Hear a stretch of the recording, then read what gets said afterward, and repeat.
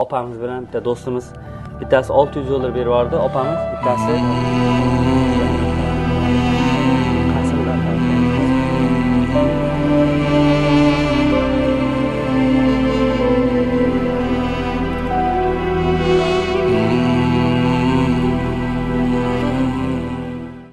Assalomu alaykum hurmatli musulmonlar, hurmatli o'zbeklar, yaxshimisizlar? Bizga bir murojaat bo'ladiki, o'sha akamizni 4 ta farzandi bor ekan aka.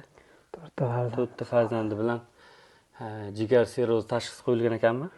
Jigar sirozidan balki lazım shunaqa. Akamizni Hindistonga olib borish kerak ekan. Qancha pul ketadi dedinglar? Operatsiyani o'zi 23 ming deyishyapti. 23 ming dollar. Qanchasi yig'ildi? Hozir men bilmayman, bular biladi, men xabarim yo'q qancha yig'ilgan. Uydagilar bilishadimi? Xullas kalom, bizga pul kerak azizlarim. Biz akamizni 4 ta farzandini o'ylagan holda keldikki, Xudoya bolalariga o'zi otalik qilsin. Bir gap borda, bitta insonni jonini saqlab qolishlik butun olamda jonini saqlab qolishga teng deydi. Yaqinda bir jigar sirozni olib chiqqan edik. Xudodan bo'lib Alloh yuzimizni yorug' qildi, yashab ketdi-da.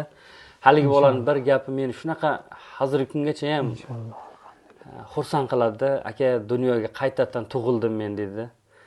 Bolalarni shunaqa quchoqlab ko'zda yoshi bilan yaxshi ko'ryapti. Azizlarim, biz karta raqamlar, akamiz o'zini karta raqamini qoldiramiz, o'zini telefon raqamlarini qoldiramiz.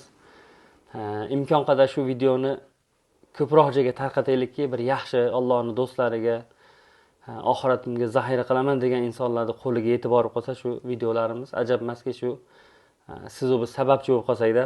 Akamning atayna manzilini aytmadim, chunki biz yashab turgan joydan sal olisroqda ekan. Manzilni aytmasligimga yagona sabab shuki, sen birovga xolis Xudoning roziligi uchun yordam qilar ekansan, savob ish ehson qilar ekansan, manzil makonini nima farqi bor? Azizlarim, akamning duosini olib qolaylik, bolalarini baxtiga ham, ayolini, ota-onasini baxtiga ham Xudoya ko'p yashasin. Aytishadi, qaratgan qarab qolmaydi deydi. Azizlarim, befarq qolmaylik. Xudo hammalaringdan rozi bo'lsin. O'zbek yigiti, o'zbek akamiz oilamizda, atrofimizda yashab yursin. Siz biz sababchi bo'laylik. Joyga kelayotganimizda bitta opamiz bilan bitta do'stimiz, bittasi 600 dollar berib yubordi, opamiz, bittasi 400 dollar berib yubordi akamiz. Aka, o'sha insonlarga duo qilasiz. Xudo rozi bo'lsin o'sha insonlardan. Xudo xolisa o'zbek xalqi qarab turmaydi. Duo qiling aka.